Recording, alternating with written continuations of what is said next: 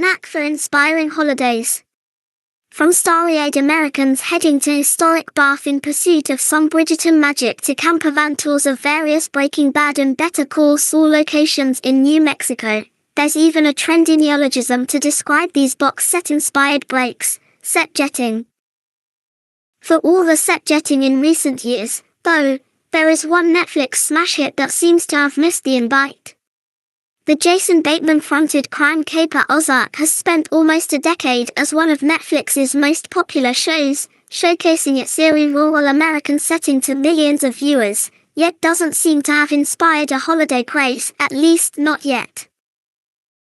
They're basically the Norfolk boards for Trump voters, explained an American friend when I asked about the real Ozarks, i.e. the outdoorsy region that spans four of America's most conservative states, Missouri, Arkansas, Kansas, and Oklahoma, taking up more space than Iceland and boasting a namesake mountain range, an eponymous lake, and a sprawling network of limestone caves. Like much of flyover America, the Ozark region gets its fill of domestic guests. Not just the scores of Midwesterners who like to let their hair down by the Lake of the Ozark, but also the generations of American families who have vacationed in Branson, a wholesome entertainment resort parodied in The Simpsons as Las Vegas if it were run by Ned Flanders.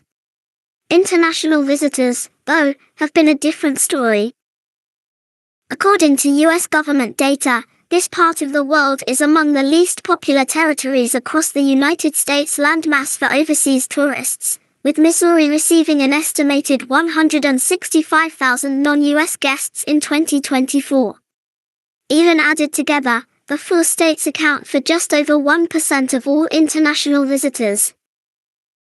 Could that be about to change? Later this month, our own flagship carrier, British Airways, will open a new direct route between Heathrow and St. Louis, the second biggest city in Missouri, after Kansas City, confusingly. For the first time, it will put the Ozark region within easy reach of those British travelers, provided they're happy to embark on a 3-hour car journey. Lakeside delights. If you're comfortable getting behind the wheel, it's a rather gorgeous drive. Within an hour or so of leaving the plush Four Seasons in St. Louis, I had shaken off any last semblance of city life. Gone were the rusted bridges and high-rises of one of America's great industrial darlings, replaced instead by lush green plains, dotted with picturesque chapels seemingly pinched from a kitsch wedding cake and flag-waving cattle ranchers. As stunning as they were, the sights of the Missouri countryside were nothing compared to the lake itself.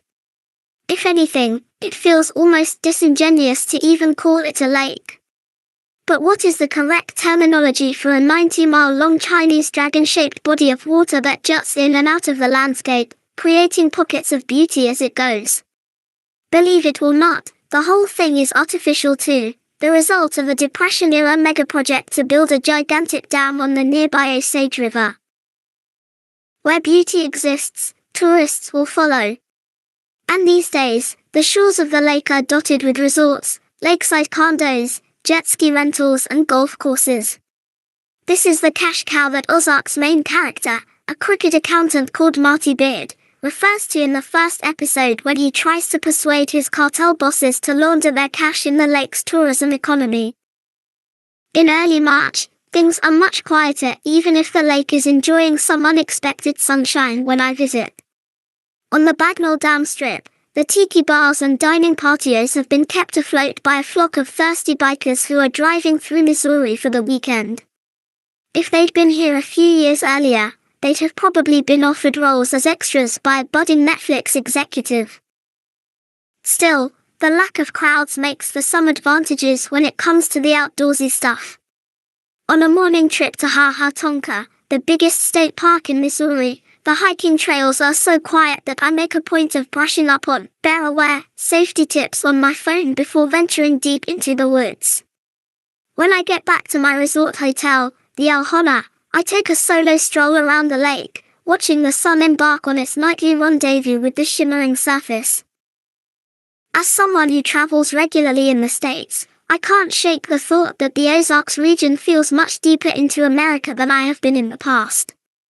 Sure enough, I check my phone for directions to the nearest international airport with UK flights. From Osage Beach, it would take 7 hours to get to Nashville, though that will change when BA begins flights to St. Louis on April 19th.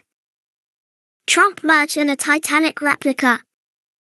After a few days by the lake, I headed further south to Branson, a former mountain outpost founded by a Christian settler in the late 19th century. It blossomed into the region's entertainment capital in the 1980s, hosting twilight residences for aging musicians like Andy Williams and Glenn Campbell. Homer Simpson compared it to Las Vegas, but it was perhaps better described as the better-behaved sibling of hard-drinking Nashville. These days, the old town still sparkles, with glistening billboards and glitzy displays of Americana all along the 3-mile strip, now named Andy Williams Boulevard. With the days of the nationally famous crooners now firmly in the rear window, the town's theaters now play host to wholesome family acts in sequined jackets and patriotic jukebox musicals. There are daytime attractions too, from an aquarium to a giant replica of the Titanic that doubles up as a museum. Americans are obsessed with the Titanic, confirms one Missouri local. Though my favorite discovery is what is known in these parts as an alpine coaster, a self-piloted roller coaster in which you sit in a bobsleigh-like vehicle and ride down a steel track through the mountains, controlling your speed with the brake lever. Ordinarily, I'd warn you about using the brake to avoid hitting other riders, but since you're the only one, I don't really need to, says the operator, favoring classic American self-reliance over European-style health and safety culture. When I later use the brake just to reduce my speed on one of the more fearsome bends, I feel like I've betrayed his can-do spirit. And what of the Trumpiness of it all? Going by hard numbers, this should be one of the most MAGA-mad parts of the country. Both Branson and the various counties around Lake of the Ozark opted for Donald by more than 3-1 at the last election, well above the state average for Missouri, which was itself much redder than the overall U.S. electorate. In other words, it's about as red as an embarrassed lobster. There are certainly some signs of the Trump worship on the ground, like the gigantic inflatable model of the president that stands at the end of the Branson Strip, shooting a triumphant thumbs up at passers-by. But even in the Strip's Trump merchandise store, the folksy politeness of punters, oh my, we visited London 2 years ago and we loved it, clashes with the in-your-face slogans on the caps and t-shirts. It isn't the first time I've had that kind of easygoing experience in the MAGA heartlands. My own theory is that the punchier stuff, the Trump one, get over it, flags and the rest of it is a sort of spiky defense mechanism that gets activated when the snooty city liberals are around. In the heart of rural Missouri, the small-town Republicans tend to revert to their welcoming, well-mannered ways. So if you're looking for a full serving of the American outdoors with a little sprinkling of stardust, you know where to find it. You'll be among the minority of international visitors who ever make it to the Ozarks, the literal 1% in this case, but, based on my own experience, I have no doubt that you'll be very glad to have joined the club.